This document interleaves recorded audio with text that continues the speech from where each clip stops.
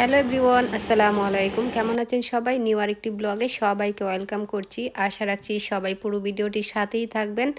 যাই হোক, আজকে সকাল থেকে এই তো দুপুরে যা রান্না করলাম তাই নিয়ে থাকছে আজকের ভিডিওটি। সকালে আসলে চিন্তা হয় প্রতিদিনেই যে কী নাস্তা বানাবো এরকম একটা টেনশন কিন্তু প্রতিদিনেই হয়। তো সবসময় কিন্তু একই খাবার ভালো লাগে না। তো আজকে ভাবলাম একটু রুটি টাইপের পিঠা তৈরি করি। তো ওই পিঠাটা তৈরি করেছিলাম মূলত চাউলের গুঁড়া, ময়দা আর সাথে ডিম দিয়েছিলাম।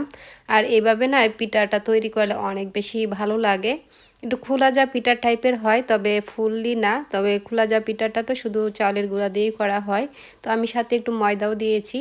আর এইভাবে কিন্তু রুটি বা পিঠা তৈরি করলে অনেক বেশি ভালো লাগে। আমি প্রায় সময় এই পিঠাটা তৈরি করি। আমার হাজব্যান্ড না পিঠা একটু বেশি পছন্দ করে আর কি, তাই ওর পছন্দ অনুযায়ী সকালে একটু নাস্তা রেডি করে দিলাম।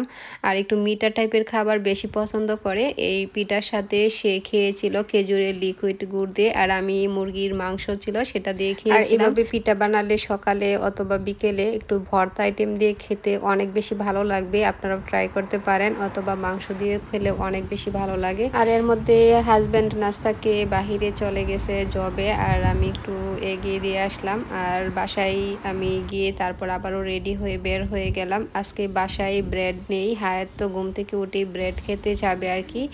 যাই হোক, সেজন্য আমি কোঅপে যাচ্ছিলাম, আর এই তো পার্কের ভিতর দিয়ে যাচ্ছি। আর পার্কে গেলে তো একটু ভিডিও করতে অনেক বেশি ভালো লাগে। লন্ডনের ওয়েদারের কথা কি আর বলবো, দেখে বের হবেন যে রৌদ্র, আর বের হওয়ার সাথে সাথেই দেখবেন 5 মিনিটের ভিতরেই যে ক্লাউডি হয়ে গেছে, প্রচণ্ড ঠান্ডা পড়ে গেছে। আমি জ্যাকেট পরে বের হয়েছিলাম, কিন্তু হাতগুলো মনে হচ্ছে একদম শীতল হয়ে যাচ্ছে, এরকম ঠান্ডা ছিল। আর এর মধ্যেই তো বাসায় চলে আসছি, আর ব্রেড আর কলা নিয়ে আসছিলাম আর কি। হায়াত তো ঘুমেছিল, তো ঘুম থেকে উঠেই ওকে একটু নাস্তা রেডি করে দিব আর কি। আর ও বেশিরভাগ সকালে একটু ব্রেড দিয়ে নিউটেলা দিয়ে খেতে বেশি পছন্দ করে।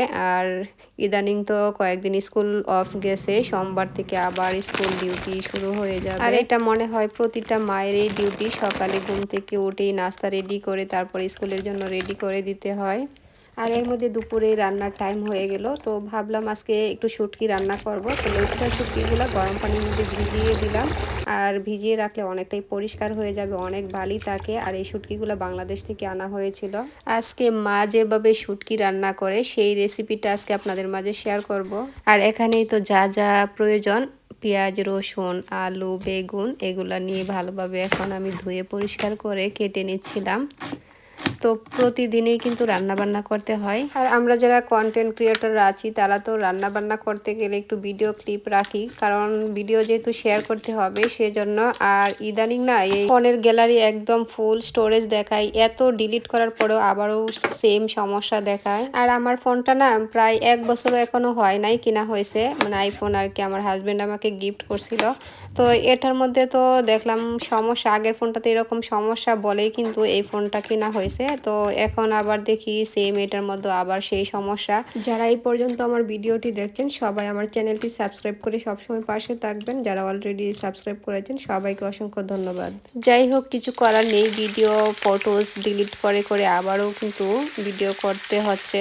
আর এখন রান্নার কথায় আসি, প্রথমে পেঁয়াজ রসুন হালকা করে তেলে ভেজে তারপর এখানে শুটকিগুলো ভেজে নিব। আর আমি কিন্তু অবশ্যই শুটকিটা ভালোভাবে গরম পানির সাহায্যে পরিষ্কার করে নিয়েছি। তারপর এখানে মশলাগুলো অ্যাড করে দিয়েছি। এখানে হলুদ দিয়েছি, মরিচের গুঁড়া, আর দিয়েছি ধনিয়া গুঁড়া। আসলে শুটকি রান্না একটু ঝালের পরিমাণটা বেশি হলে ভালো লাগে, তবে আমাদের বাসায় ঝালটা তেমন একটা কেউ খেতে পারে না। মোটামুটি দিয়েছি আর কি, আপনারা অবশ্যই আপনাদের পছন্দ মতো ঝাল অ্যাড করে দিবেন। আর আমি 10 মিনিট লিড দিয়ে ঢেকে তারপরে তো কষিয়ে নিয়েছি। আর এখন একটু ঝোলের জন্য পানি দিয়ে দিব। আজকে মায়ের মতো করে রান্না করছি, আর আমার আম্মা কিন্তু শুটকি রান্নায় তেমন একটা ঝোল দেয় না, তো একটু মাখো মাখো টাইপের হয়। আর এই তরকারিটাই খেতে অনেক বেশি ভালো লাগে। আমার তো শুটকির একটা রেসিপি হলে আর কোনো কিছুরই প্রয়োজন হয় না। আমার মতো কে কে এরকম শুটকি লাভাররা আছেন অবশ্যই জানাবেন। সবাই অনেক বেশি ভালো থাকবেন। আল্লাহ হাফেজ।